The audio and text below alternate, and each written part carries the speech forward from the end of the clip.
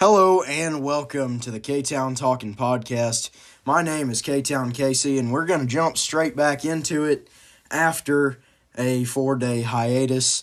There hasn't really been much coming out, to be fair. There really has been very little coming out because it's the dead time of year where all the football teams are kind of, reclusive and trying to keep their ideas for the next season, close to the vest. First, we're just going to go straight in. Tyreek Hill and Bradley Chubb both got released from the Dolphins yesterday, which is, okay, sure, whatever. That happened. Tyreek Hill didn't want to be there anyway, and they saw that, and also they don't even know if he can run ever again yet. So I think the Dolphins are perfectly fine letting him go, and I think Tyreek is perfectly fine with being on a different team or just retiring where he is because he's definitely a multimillionaire already. Bradley Chubb, though, I don't see why the Dolphins released him, to be honest. I feel like he had much more to give out of his career, and that at least that I know of, he was already locked down to a deal. So why they couldn't have restructured his contract? Anyway, with Chubb, it's whatever as well. He'll go find another team. As I mentioned As I mentioned in the short a few minutes ago, Chubb is projected by a few people to go to the Carolina Panthers, but we'll see. There's quite a few teams that can use edge help, edge linebacker hybrid help, and so Chubb's definitely your guy there. The last thing on the NFL news is DeAndre Swift. He hasn't reached a deal with the Bears yet, and it's feeling like it's in a weird place right now with Swift because there's such a pass-heavy offense in Chicago, and he's a pretty good running back, and he could fit into a lot of different offenses that better than the Bears, at least I think. He could fit into a lot of offenses better than he fits into the Bears offense, but we'll see where he goes. We'll see if he does sign that contract. Now, we've got a decent bit of college news here. One big one is Sacramento State is joining the FBS, and they're going to be part of the Mid-American Conference. I tried to search around and see what prompted that, what possessed them to do that. Can't really tell. I don't know what made them just go, all right, it's time to go hop into, Division I FBS, but whatever, you do you. So anyway, Sacramento State joining the FBS next season in the Mid-American Conference. Next, Joey Aguilar's ruling could come out anywhere from tomorrow morning until the end of the week, like Saturday, Sunday. Probably not going to get much further than the end of the week. We'll see. I still feel really confident. Even Paul Feinbaum saying, he thinks Joey's going to come back, and I know his opinion doesn't matter, but whatever. Nor does mine, but my opinion is that he will be back at Tennessee playing in the 2026 season based off of principle of Diego Pavia and principle of Trinidad Chambliss, which is that JUCO years do not count. Why should they count? What rule in the NCAA says that JUCO years count? But guess what? The NCAA counts JUCO years, yet there's not a rule that says that they should count. So anyway, the argument that the NCAA stands on is very weak because Joey has played, I think it's 3 full seasons, or has been in FBS for 3 full seasons now. just at the FBS level for 3 seasons. And so him arguing for a 4th season in the FBS should be completely reasonable, especially because he is enrolled in, or at least planning on enrolling in a class. And so there's nothing limiting him from doing that if he hadn't gone to JUCO. But the fact that he went to JUCO is making the NCAA kind of, very hesitant. But anyway, whatever. Next, our SEC commissioner, I don't even know what to say. So, he agreed to go to 9 conference games and make the SEC beat up on itself the entire season. And I understand the SEC, and I'll admit it, the SEC is not the powerhouse when 85% of the national championships of all time have 85% of the first-round draft picks in every draft. We just aren't that football team. We aren't that conference anymore. And the entire SEC has kind of trended down over the past few years because the Big Ten has figured out how to incentivize players better than the SEC has. Okay, whatever. But the SEC is still a good conference, and they're definitely number 2 if they're not number 1, but they're definitely number 2 in the nation, right below the Big Ten if they're not better than the Big Ten. Every year in and year out, they are right there with the Big Ten, if not better. And so the SEC goes to 9 conference games and still has the conference championship. And our commissioner, if he had a couple of brain cells, he would probably say, okay, we'll go to 9 conference games just like the Big Ten, but in return, we will not go to 24 teams in the playoff. We're going to go to 16. Even if we were to reach that compromise, if we wanted to reach that compromise, which I think it would be a good compromise to reach, but now we're basically the SEC, whether voluntarily or involuntarily, whether our commissioner just completely forgot to ask for a 16-team playoff. Instead, we're going to a 24-team playoff, which, yes, might put 8 SEC teams in, but it's also going to put 8 or 9 Big Ten teams in. That's not good for football. You're going to have Maryland and Vanderbilt in the playoffs every year. I mean, this is about to be insane if this happens. If we get to a 24-team playoff, college football is going to be looking grim because after 12, at 12 even, there is just obviously a cliff of skill. I mean, I know Bama got blown out by Indiana, but even outside of that, I mean, we're looking at just a complete cliff where the skill just goes from way, way up here with the top 6 teams in the nation, and then the next 6 of the 12 that are in the playoffs are getting blown out. Miami was a rarity this year. Somehow they made it to the national championship. Not really sure how. But anyway, Miami, they pulled off some miracles. Probably shouldn't have gotten that call against Ole Miss, but whatever. They didn't get called for PI, so, referees make games or break games, and so whatever happens there.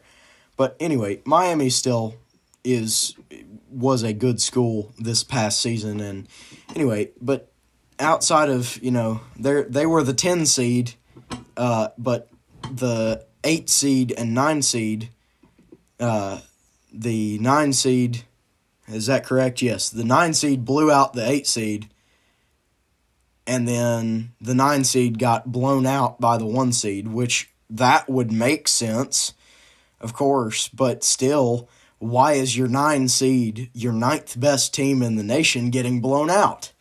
That shouldn't be happening. So, anyway, going to 24, are we going to have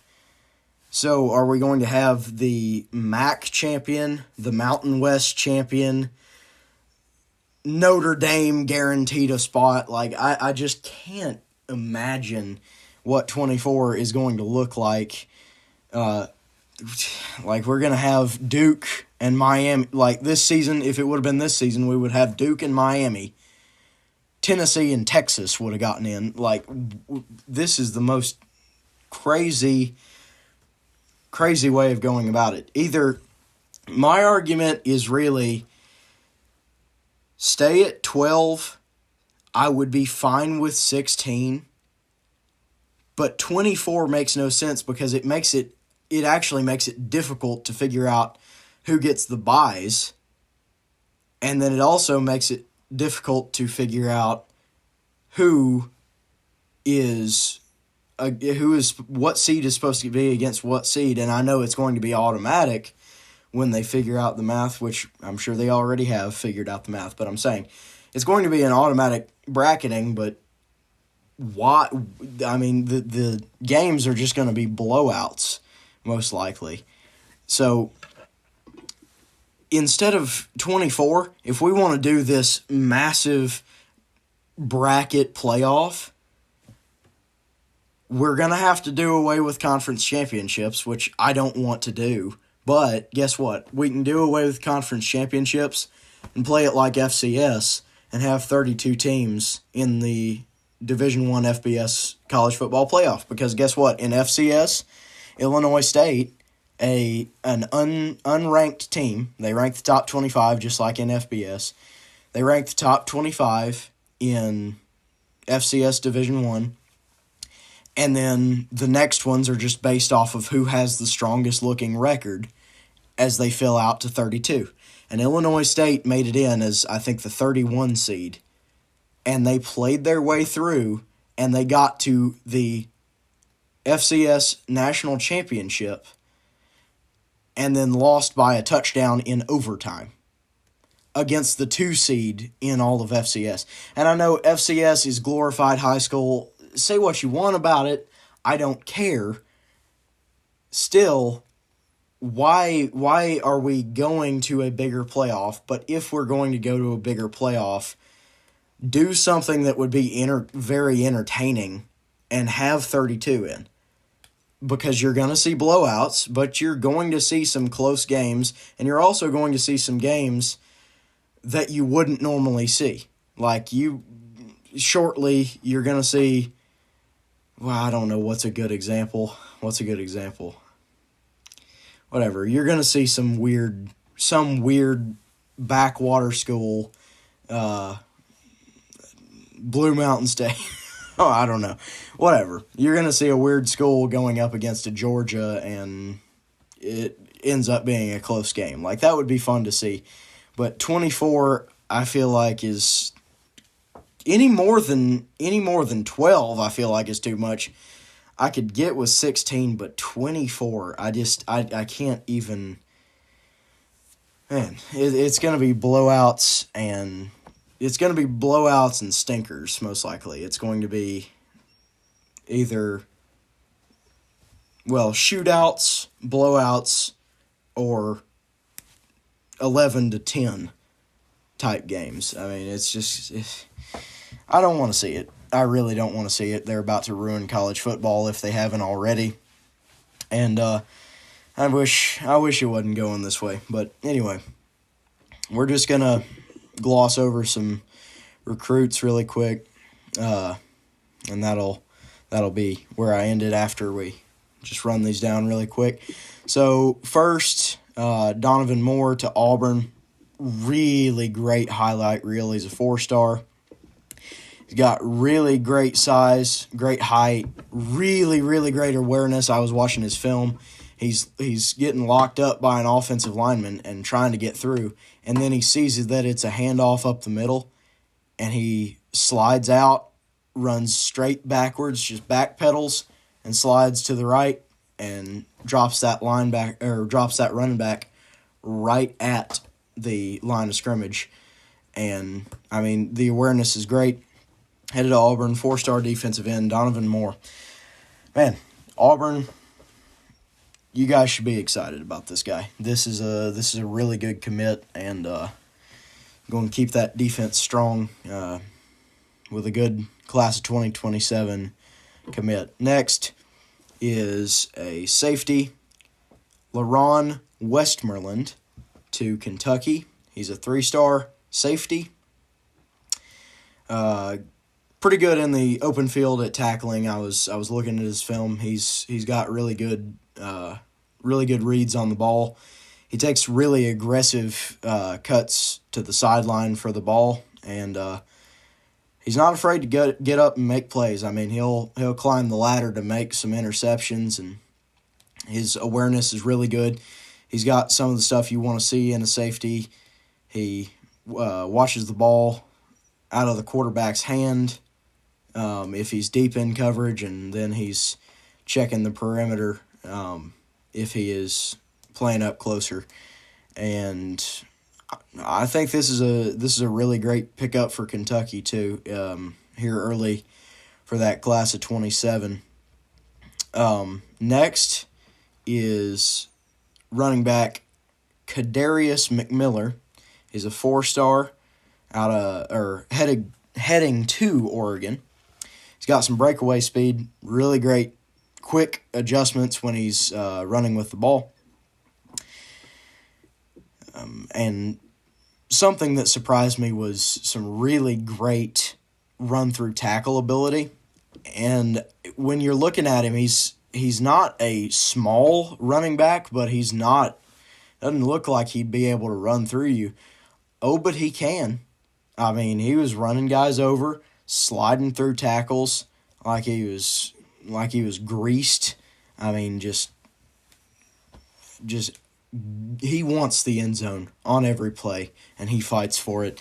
And that's a good pickup for Oregon, and a good little chess piece to that offense out of the class 27. Next is quarterback Bryce McCurdy. He's a 3-star, heading to TCU. Watched his sophomore highlights.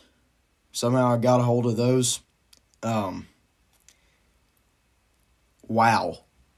They are amazing. He had 17 touchdowns, 5 interceptions.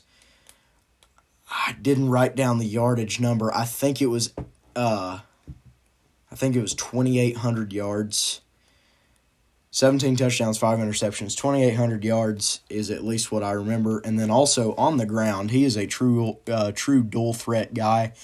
When he gets out and runs, and he's also another guy that just wants the end zone when he takes off and runs. He slides out, and he's got some speed. Especially for a quarterback, he's got speed. He's got the arm talent too. He's really got that deep ball locked in. You get him a fast wide receiver. You get him a 4-3-5 wide receiver, maybe a 4-4 flat wide receiver, and man, they'll be hooking up for a deep shot on every single play. I like this guy for TCU. I think he's going to be a starter there at TCU with the Horned Frogs. And then finally, we have, I don't know if it is Isaiah. I would assume it's Isaiah, but he does look to be Polynesian. He is, I think he is Polynesian from what I gather. Anyway. So I think it is Isaiah, but it could be Isaiah. But I think it's Isaiah Vandermod. Anyway, whatever. Weird name. Anyway, class 27, defensive lineman, 6'4", 270. You watch his highlights. I mean, he gets to the ball pretty quick. And I believe they have him playing defensive tackle in most of his snaps. But at the college level, you would think he could slide over to the edge, just based off of size and speed. You watch him when he gets into the backfield, he wants to go grab that quarterback.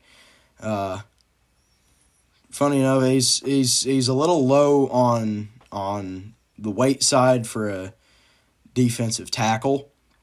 He's 270. Most defensive tackles, at least his rivals has it, most defensive tackles are around the 280 range is the average. So he's about 10 pounds lower than average. And then the high end is, of course, about 300. But this is high school ball, so he can definitely put on some weight later on. 6'4", so exactly where you want to be for a defensive tackle. And he could definitely slide over and play edge in college. He is quick. Watch his highlights. He's quick. But all of these guys that I covered, all of these recruits that I covered, definitely would highly recommend going and watching their highlights on Rivals.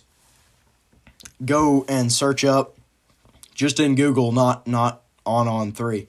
Just search up in Google, search latest football commits, and then click on 3, not 247. 247 is great, but I prefer on 3 because the highlights, you can access them a little easier in my opinion. So go to on 3 and scroll down and you'll see each one of these guys. Donovan Moore, LaRon Westmoreland, Kadarius McMiller, Bryce McCurdy, and Isaiah Vandermod. All of them have a great highlight reel in their own respect. Anyway, that's all that's happened over the past 4 days, and it's really not a lot. And, I mean, I'm not even to my regular, like, I'm around 30 minutes on average, and I'm at 22 minutes. But, anyway, I don't have anything else to talk about. I really do not. There is nothing else going on in football right now. As for just a quick blurb on other sports, I know most of you are probably football fans, so you don't care. But Daytona 500 happened. It was extremely underwhelming, honestly. The ARCA race, funny enough, which is the lowest class out of the 4 NASCAR series, the ARCA race was the best one at Daytona. And the 500 and the truck race and the Xfinity race, all 3 of them were just not great to watch, but the ARCA race was actually entertaining for the first time in a long time. I mean, basketball I don't really keep up with. All I know is my Vols are doing pretty okay, and then they'll have a terrible game, and the same with women's basketball for the Vols. But I really don't keep up with basketball. Anyway, this is just filler content, guys. I'm just talking. I'm thinking of literally anything to talk about. I have no idea. The U.S. is doing pretty well in the Olympics. Hey, there's seriously been nothing football-wise to talk about. I mean, the Tyreek Hill and Bradley Chubb, and then DeAndre Swift, and that's all the NFL news. I'm going to do a segment on a later episode when we fill out all the would it be declarees for the NFL draft. I'm going to do an episode on that, breaking down somebody's mock draft. I'll find one and just go through it because they're starting to get very accurate at this point, and so I'll just go through and run down a mock draft and just talk about the X factor. What do these players out of the first round, what do these first round talents do? How do they go in and become a part of the NFL, become a major part of an NFL franchise? But man, it has been dry the past 4 days, and so that's why I've been not posting. And also, I've been doing other stuff, but still, it's just been really dry. So anyway, haven't had anything to talk about, but I'm just gonna let y'all go. We're at 20, 25, 26 minutes now, so I'm gonna let y'all go. And yeah, that last couple minutes was just filler content. There's absolutely nothing else.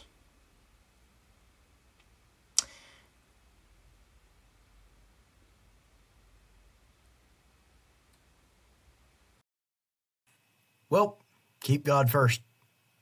Love y'all. Peace out.